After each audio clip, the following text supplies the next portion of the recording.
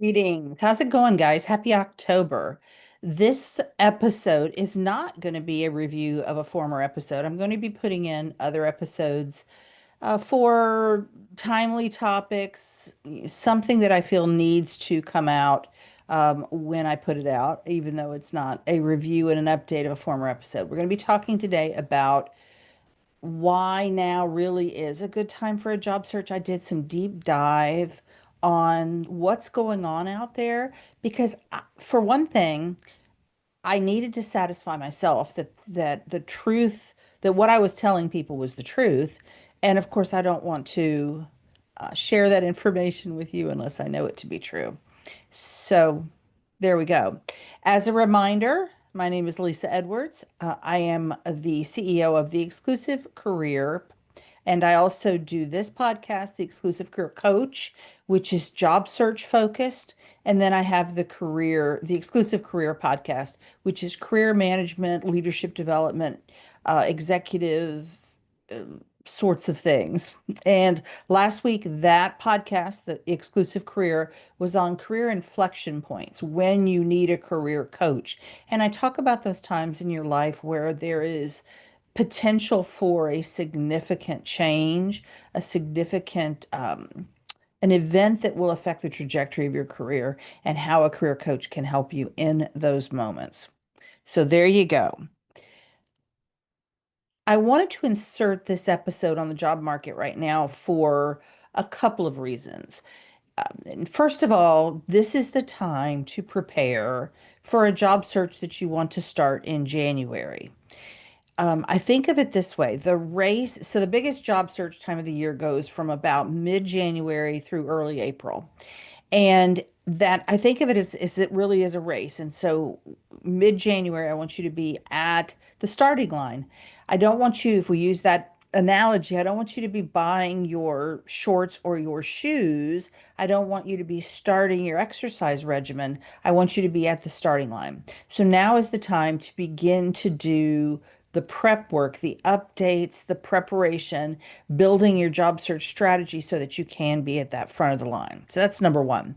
Number two, because of the fear around the job search right now and uncertainty and general just confusion, people are deferring their job search. And I think that that presents a tremendous opportunity for those of you who are willing to wade into those waters, who understand how to do it properly because there are so many people who are not doing it. And then I think what's also going to happen in the not too distant future is the job market is going to look up. People are going to have a more optimistic opinion of it. And at that point, I fear that the floodgates will open with competition. There's going to be a bit of a backlog. So if you think about what happened during COVID and all the things that people couldn't or wouldn't do during those however many months it ended up being for wherever you live, whenever you were allowed to do that thing again, there was a glut of people doing it. And I think it's going to be the same thing with the job market. There's going to be a lot of people entering the job market because they've really wanted to for some period of time and they held off because of this fear. So, for all of those reasons, I wanted to do this episode. And from my perspective, it's always a good time to look for a job if you are willing to put in the work and if you're committed to consistent, well-planned effort. But it's not the right time if you just want to dip your toe in and sort of confirm what you've already heard. However, I wanted to, as I said at the beginning, I want to give you some data, some statistics, and a narrative so that I'm not just sprinkling glitter. It's a great time to look for a job. Now run along and go do it. What we're really talking about here and what I'm seeing as and what bore out as I did this research is confusion. There is confusion about what's going on in the job market, confusion about whether now is the right time to look for a new job, and confusion around what actually works and looking for a job. And so hopefully I'm going to clear up some of that confusion today. And when you add to that confusion that once you start looking for a job, if you aren't getting interviews that you know you're qualified for, you're hearing crickets after an interview that you thought you really did well in, That's just compounding the confusion. So there's confusion all around, and I want to hopefully clear it up. And I want to begin that process with talking about what's going on in the current job market. Now, I love data as much as the next person, but it can be really dry in the absence of the narrative. So I'm going to try to give you that narrative. The first point I want to make is as of August 2025, so a couple of months ago, the unemployment rate is 4.3%, which is a little bit over the average of 4.0 for the past few years, if we think kind of past COVID. The average duration of unemployment is nearly 5 months, but the median duration is 2 to 2.5 months. And what the median duration does is eliminates long-term unemployed and those who get jobs extremely quickly. So it sort of takes off the extremes on either end. So it's only taking people a couple of months to find a job. Now, we're not talking about quality of job in that data, but I just want to point out there the unemployment rate is 4.3, a little bit over the average. It's only taken a couple of months for most people to find a new job. It's not a terrible story. The next point is that a more accurate view of the employment climate in the US, and I didn't know this term until I did this research, but it's called a U6 rate. And that includes underutilized workers, discouraged workers who've sort of given up on their job search because of that discouragement, and also those who are working part-time but prefer to work full-time. And that rate, that U6 rate, is currently 7.9%, which is considerably lower than the long-term average of 10%. And this long-term average looked at, I don't remember how many years, but I don't even know that it said, but it was a long-term rate. So this U6, these people who are underemployed, um, discouraged and quit looking is pretty low relative to historical numbers. I think that's another encouraging data point.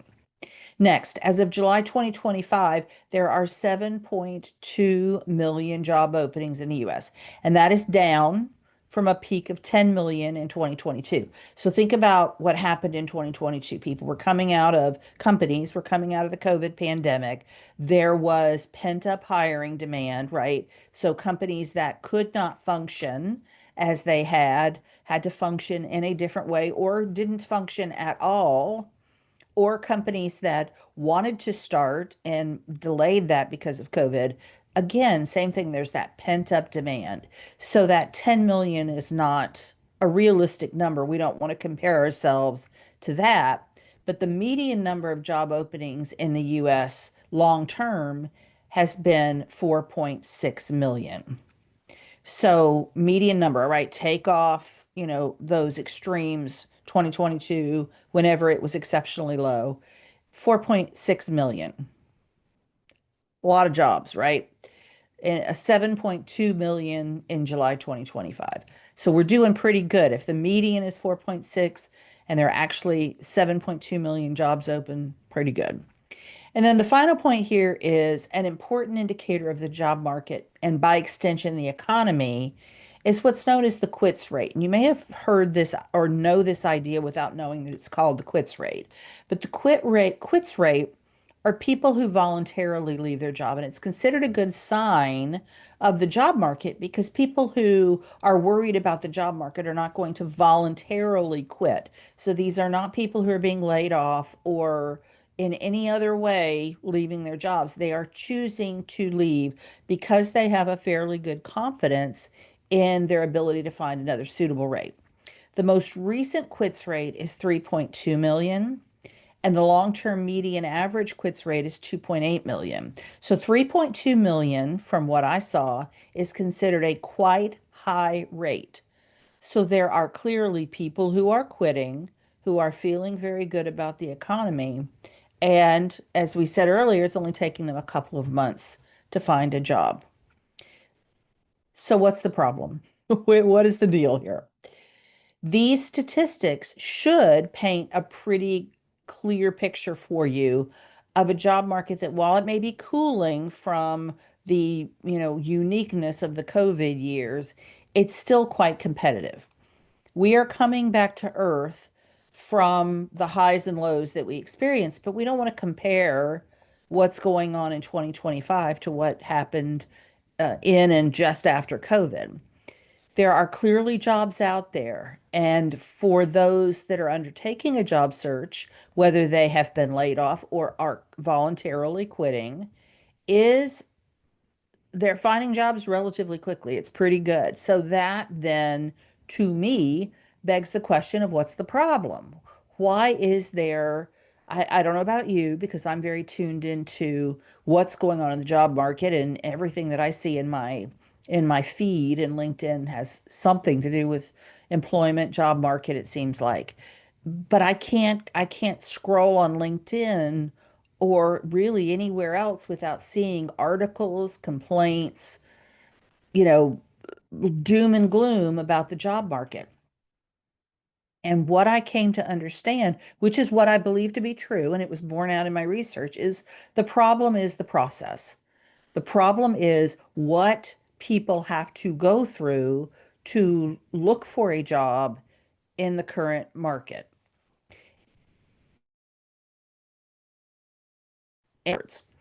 If you are using job boards such as LinkedIn, Indeed, Monster, ZipRecruiter, if you're using those as your sole or even primary job search tool, you are most likely filled with frustration, hearing crickets, uh, wondering what's the point of it all. And that's creating a lot of discouragement. And I think that's actually contributing a lot to that U6 number where people are just like, I'm over this. I'm done with this. In case you've never listened to one of my podcasts before or read one of my newsletters or a post on LinkedIn, or you've been living on under a rock, or you've been out in Mars, technology and AI, two different things related, have created a crisis. AI has made it so easy to apply. You've got AI agents that are going out there and flooding companies with applicants, many of whom aren't actually applying for the jobs. AI is applying on their behalf, and then everything is done via tech. The humans have been removed. And I think it's fascinating because I sit in a place where I regularly am around HR people, recruiters, and I live in that world as well because I want to know what they're seeing. And if you talk to HR folks and recruiters, none of them will say that they are ghosting candidates. They will say candidates are ghosting them. None of them will say that their process has dehumanized. None of them will say that they are not responding to applicants and in a timely manner, and or they're, uh, not acknowledging receipt of their materials. And yet we know that that's happening because I'm hearing it on the daily from clients. You've got this lack of humanity. You've got this flood of candidates via AI agents. And so what is happening is people who don't know how to look for a job are only on job boards are spending hours and hours online. They're getting nowhere. They're As a result, they start to feel isolated. They start to feel confused and frankly pissed off. What's the solution? I'm going to talk about this in great detail going forward, but I want to give you an overview today. And it must start with getting laser focused on the companies that you want to work for, where there is an alignment of mission, products, services, geography, culture, whatever is most important to you, and then having a conversation with decision makers in those organizations. Whenever you can get away from the job boards entirely, you are going to be more completely in control of your job board, of your job search. It also has to start with a focus on what you are looking for. I am really fascinated by people who have not taken the time to identify what they want to go after in a very specific level, and yet they're getting poor results and they're frustrated. Well, how will you know if you find it if you don't know what it is you're looking for? How can you customize your materials? How do you know it's even a good fit and something that you should go after if you haven't done this pre-work? It might also need to include mapping your skills against market data. So, what is it that I need to have to pursue this job that I really want to pursue? I've done this homework, I know what it is, and there's a certification, there's an additional training piece, there's something that I need in order to be competitive. Um, that's a big piece of it for many. And then finally, cross checking that data with humans through strategic networking to make sure that you are finding opportunities that data alone can't see. Data is not going to be able to say, "Oh, yeah, I know my company is, just terminated so and so. You'd be perfect for that role." Or I just found out so and so is not coming back from maternity leave. Or I know that they've wanted someone to lead this initiative and they haven't found the right person yet. Let me connect you with that decision maker. And then finally, what else is an important piece here that we cannot undervalue is the mindset around all of this. The mindset around the job search right now is perhaps at an all-time low because of all of this confusion. If you're having thoughts like these, it will hold you back from the success that you're looking for. If you're thinking the job market is too tough, no one is hiring. I'm not qualified or experienced enough for the role I want. I'm not a good interviewer. I'm not a good networker. I'm not a good fill in the blank. I don't know how to look for a job in 2025. You are not going to get where you want to go. Those mindsets, those beliefs will hold you back from the emotions, the feelings, the actions that you need to take to get the results that you want. Can AI do all of that for you? Can you just go to your AI of choice and get the answers to everything I just talked about? The short answer is no. Here's my very strong perspective on AI. Take it along with you throughout your job search. Just make sure it stays in the passenger seat, or as some people say, in the co-pilot seat. The minute you let AI drive your job search efforts, such as write my resume. I'm out of this. Go write my resume. Write my LinkedIn profile. Write my cover letter. Give me the answers to the interview questions. Um, I don't want to have to human network. I want to do this, the easy way. I want to push the easy button and work around that. You are in for a long, disappointing haul. You are going to have documents, number one, that look like everyone else's, that do not contain those critical, personal, distinctive elements of you. And you're also, in many cases, going to be eliminated from consideration because the companies have AI tools that tell them when documents, such as resumes, are written entirely by AI, and they are, in many cases, being excluded. You are not differentiating yourself, you are making yourself look like everyone else. I thought it was appropriate now to talk about how I use AI with my clients, just to get a flavor. Because if you are hearing me say that don't use AI, you couldn't be more wrong. I use AI heavily in the passenger seat. And here are just some of the ways. I encourage my clients to research their current and future jobs for keywords and qualifications. And that's something that I do when I am preparing their resumes, and then I teach them how to do it as they apply for each position. I also use AI to identify other possible job titles that align with their primary job focus. So when I send them their final documents, I put that resume through AI and I say, what other job titles would this candidate be qualified for? And I send that to them. And so this is not, something random far away from their resume. It is looking at that resume and saying, here's some other job titles it's essentially similar or even the same kind of work with just a different name. It opens up possibilities for how they can search online and as they have conversations with people. Also, I show my clients how to leverage specific AI tools to customize their resume and cover letter for each position they apply for. What to do, what's important, how AI works, so that they understand what's important to include in terms of customization, and also, very importantly, where to put it and where not to put it. Next, identifying companies that are hiring. You can use AI for that. What companies are in hiring mode? Conversely, what companies are laying people off? Maybe I want to avoid them. Researching companies for their target employer list. I have a specific AI tool that I like, and I show clients how they can find the companies, those 20 companies that we want on their target employer list using AI. Another way is researching new job functions or industries for a potential career pivot or reinvention. So they want to make a change, either job function or industry, or with a career invention, they want to change both. What might that look like? And then finally, supplementing the one-on-one work we do on interviewing preparation. I have a great site that I send them to where they can enhance and expand upon what we do in our interview coaching sessions.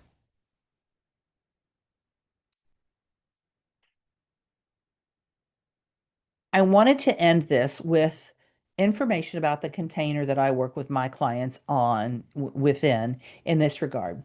Most of the clients that come to work with me are best suited to my document and coaching package. And what they get is, first of all, for most of them, I am starting with their documents, their marketing documents. So resume, cover letter, LinkedIn profile. This is not updating what they already have because for frankly, virtually everyone who comes to me, what they have is a data sheet. It is not a marketing document. It does not market them, it does not position them, and it does not differentiate them. I cannot turn a Toyota Prius into a Lamborghini. I need to sell the Toyota Prius, get rid of it, and I need to create a Lamborghini from start. And my resumes, frankly, are Lamborghinis. I'm one of 23 master resume writers in the world. I am not making them fill out questionnaires, worksheets. We are taking the information that I need to write those documents via two Zoom calls where we are focused on getting those achievements and also the brand information, their personal brand. That's one piece of it. The next thing is we have a document action plan session. So after the documents are written, I spend a session with them, and I just talked about some of the ways that I help them in that regard. I show them how they customize their documents going forward, how they take a specific job in some different ways. I kind of give them different options for how to use that job description that they're going to apply for to customize their resume and their LinkedIn profile and also, answer any questions that they have about the job search process. Then we have three coaching sessions, and those are customized to the client's needs. Most everyone gets one session where we create their job search plan. So their strategy, that's one session. And then that leaves us with two more sessions. So for example, if they need interview help, that's a two-session plan. That's what we're going to do. We're going to do the job search strategy and two interviewing sessions. Most frequently, what I do is job search strategy and networking to include how to leverage LinkedIn for networking. So that's most often what I do. Oftentimes, people who also need interview coaching will purchase two sessions for interview coaching because they know that they need that help on networking as well, and they don't want to use up all their additional sessions on interviewing. So they buy a couple of extra sessions. And then they get four laser support calls. And these are 20-minute calls after all the other components of their package is done. They have four more touch points to come back to me. And this is where they say, here's what I've done over the last couple of weeks. We usually schedule those 2 weeks apart. Here's what I'm going to do in the next time. Here's what I've run into. Help me problem solve this. How should I handle this situation? What should I do next in this situation? And so laser calls, and if you think we can't get a lot done in 20 minutes, you couldn't be wronger because we get a lot done. Now, I also wanted to say what results can you expect from working with me? I think it's important to not just talk about the what they get, but what does that give me? For those that are unsure of their next career move, and I didn't really talk about that in the package, but with some people, we need to spend those two extra sessions on clarity because they don't know what they want to do next. And I customize that to them. For some, there's some exercises that I take them through, some journaling processes. There might be some assessments. And in some cases, it's just conversation because they actually do know what they want to do next. They just need to give themselves permission to move in that direction. But for those folks, clarity is what they get. For those that know that their marketing documents are not adequately representing them, they're not proud of those documents, they don't want to give them out, they're going to gain professionalism. They're going to feel proud of those documents. They're going to know that they are a professional representation of themselves, and they're going to be glad to give them out. For those who know that job boards aren't the answer but don't know what is, they're going to get a strategy. They're going to know how to execute on a job search strategy that is focused on proactive components, mainly networking, and they're going to know what mix of activities they're going to be engaged in and exactly how much time they should spend in each of those activities and what specifically they should be doing. Because it's not enough for me to just say, I want you to spend X amount of hours a week networking. We need to talk about what does that look like for you.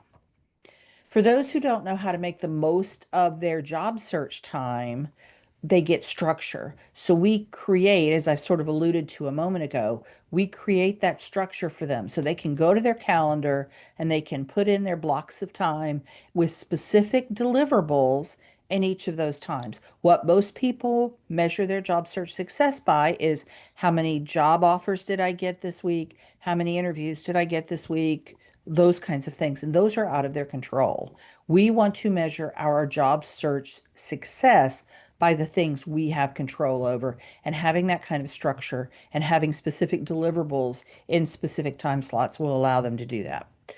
For those who don't know how to effectively network or interview or negotiate a salary, there is skill building inherent in any of the coaching that I do with my clients. They're going to know how to do the things they need to know how to do better.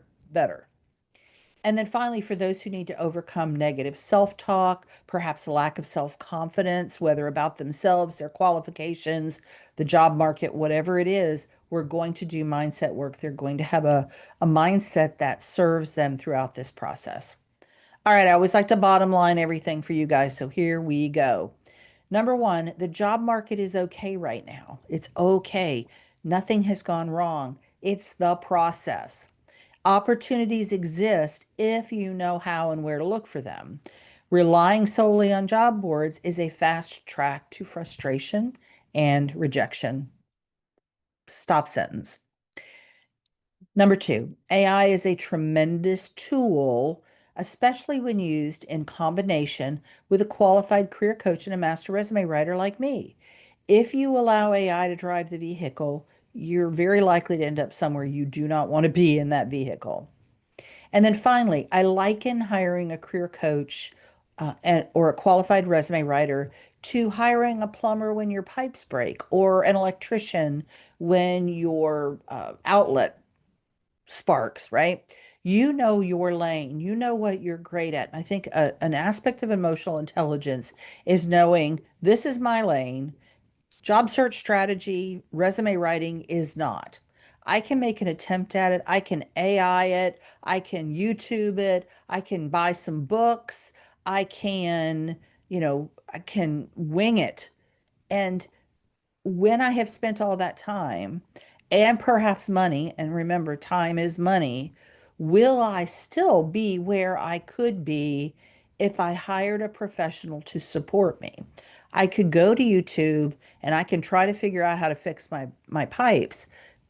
But did I really fix the pipes? Am I always going to be worried about if they're going to break again? If I jerry rig them, are they going to bust on me in the near future? um, and the time that you've spent, all of that to try to figure out how to do something that there is an expert down the street who could do for you. So I really want you to think about that. And if this episode sounds like and feels like a sales job, it kind of is in the sense that I believe so very, very strongly in what I do and how well I do it and how I serve my clients that I want that for everyone. I want that for everyone who's going to go out in that job market. And unless you already know how to execute perfectly out in the job market, you need somebody like me to help you. And if I'm not the right flavor, if I'm not, I can be the best peach in the world, but if you don't like peaches, go find you an apple, go find you I don't know, a grapefruit that you really like and work with that person so that you get the help you need. All right, I hope this has been helpful.